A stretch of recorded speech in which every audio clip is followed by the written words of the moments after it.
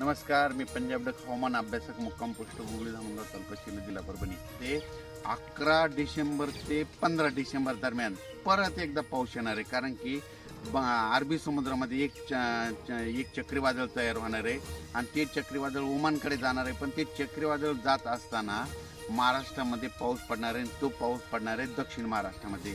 दक्षिण महाराष्ट्रामध्ये heavy to heavy rain होणार आहे.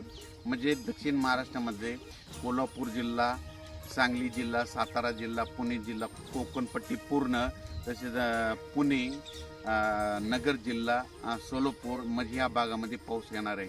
पुन्हा हा अंदाज लक्षात घ्यायचा. म्हणजे तो पाऊस फक्त दक्षिण महाराष्ट्रात खूप मोठा पडणार आहे. 11 डिसेंबर ते 16 डिसेंबर दरम्यान फक्त दक्षिण महाराष्ट्रामध्ये जोराचा पाऊस पडणार आहे आणि उर्वरित राज्यांमध्ये तुरळक ठिकाणी येणार आहे. म्हणून हा अंदाज लक्षात घ्यायचा. अचानक वातावरणात बदल झाला तर लगेच एक मेसेज दिला जाईल. धन्यवाद.